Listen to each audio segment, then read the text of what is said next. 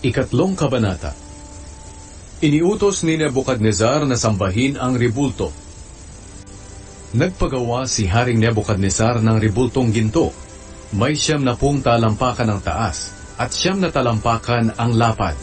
Ipinatayo niya ito sa kapatagan ng Dura, sa lalawigan ng Babylonia. Pagkatapos, ipinatawag ni Haring Nebukadnezar ang mga gobernador, mga mayor, mga komisyoner, mga tagapayo, mga ingat-yaman, mga hukom, at iba pang mga opisyal ng lalawigan para dumalo sa pagtatalaga ng nasabing ribulto. Nang naroon na sila nakatayo sa harap ng ribulto, sumigaw ang tagapagbalita, "Kayong mga nanggaling sa iba't ibang bansa, lahi at wika, kapag narinig ninyo ang tunog ng tambuli, plauta, kudyapi, alpa at iba pang mga instrumento, lumuhod kayo agad at sumamba sa ribultong itinayo ni Haring Nebukadnezar. Ang sinumang hindi sasamba ay agad na itatapon sa naglalagablab na hurno." Kaya nang marinig nila ang tunog ng mga instrumento, agad silang lumuhod at sumamba sa ribulto. Nang panahong iyon, may ilang taga-Babylonia na lumapit sa hari at pinaratangan nila ang mga Hudyo. Sinabi nila kay Haring Nebukadnezar, "Naway humaba pa ang inyong buhay, mahal na hari. Hindi ba't nag-utos po kayo na ang sino mang makarinig ng tunog ng mga instrumento ay dapat lumuhod at sumamba sa gintong ribulto at ang hindi sasamba ay itatapon sa naglalagablab na hurno? Ngunit may ilang mga Hudyong hindi sumusunod sa inyong utos. Sila po ay sina Shadrach, Meshach at Abednego. Sila ang mga taong pinamamahala ninyo sa lalawigan ng Babylonia. Hindi nila iginagalang ang inyong mga Diyos at hindi sila sumasamba sa gintong ribulto na ipinatayo ninyo." Nang marinig iyon ng hari, nagalit siya ng husto.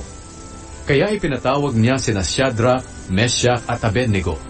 Nang dumating sila, tinanong sila ng hari, "Totoo bang hindi ninyo iginagalang ang aking mga Diyos at hindi kayo sumasamba sa ribultong ginto na ipinatayo ko? Ngayon, inuutusan ko kayong sumamba sa ribulto kapag narinig ninyo ang tunog ng mga instrumento. Dahil kung hindi, ipapatapon ko kayo sa naglalagablab na hurno. Tingnan natin kung may Diyos na makakapagligtas sa inyo." Sumagot silang tatlo, "Mahal na hari, wala po kaming masasabi tungkol dyan. Kung talaga pong ganyan ang mangyayari, ililigtas kami ng Diyos na aming pinaglilingkuran mula sa naglalagablab na hurno. Ililigtas niya kami mula sa inyong mga kamay. Pero kung hindi man niya kami iligtas, gusto naming malaman mo na hindi pa rin kami maglilingkod sa inyong mga Diyos o sasamba sa ribultong ginto na ipinatayo ninyo." Dahil sa sagot nilang iyon, lalo pang nagalit ang hari sa kanila at kitang-kita ito sa kanyang mukha. Kaya iniutos niyang painitin pa ang hurno ng 7 ulit. Pagkatapos ay inutusan niya ang kanyang pinakamalalakas na sundalo na gapusin sina Shadrach, Meshach at Abednego at itapon sa naglalagablab na hurno. Kaya iginapos sila ng mga sundalo at itinapon sa hurno na hindi na inalis ang kanilang mga damit. Dahil sa pinainit pang lalo ng hari ang hurno, namatay ang mga sundalong nagtapon sa kanila dahil sa lagablab ng apoy. At silang tatlo na nakagapos ay bumagsak sa naglalagablab na hurno. Habang nakatingin si Haring Nebukadnezar, bigla siyang tumayo sa laki ng kanyang pagkamangha. Tinanong niya ang kanyang mga opisyal, "Hindi ba 3 lang ang itinapon sa apoy?" Sumagot sila, "Opo, mahal na hari."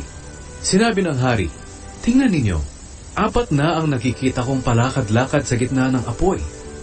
Hindi na sila nakagapos at hindi sila nasusunog. At ang isa sa kanila ay parang Diyos." Kaya lumapit si Nebukadnezar sa pintuan ng naglalagablab na hurno at tinawag sila, "Shadrach, Meshach at Abednego, mga lingkod ng kataas-taasang Diyos. Lumabas kayo riyan, hali kayo rito." At lumabas silang 3 mula sa hurno. Pagkatapos, nagtipon sa kanila ang mga gobernador, mayor, komisyoner, at ang iba pang mga opisyal ng hari. At nakita nilang hindi man lang sila napinsala ng apoy, ni hindi nag-amoy usok ang kanilang buhok o damit. Dahil dito, sinabi ng hari, "Purihin ang Diyos ni Shadrach, Meshach at Abednego. Nagsugos siya ng kanyang anghel para iligtas ang kaniyang mga lingkod na nagtitiwala sa kanya. Hindi nila sinunod ang aking utos. Minabuti pa nilang mapatapon sa apoy, kaysa sumamba sa alinmang Diyos maliban sa kanilang Diyos.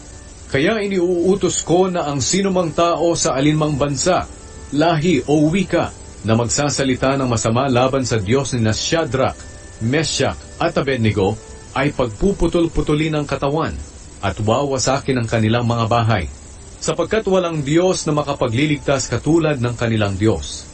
At binigyan ng hari sina Shadrach, Meshach at Abednego ng mas mataas pang tungkulin sa lalawigan ng Babylonia.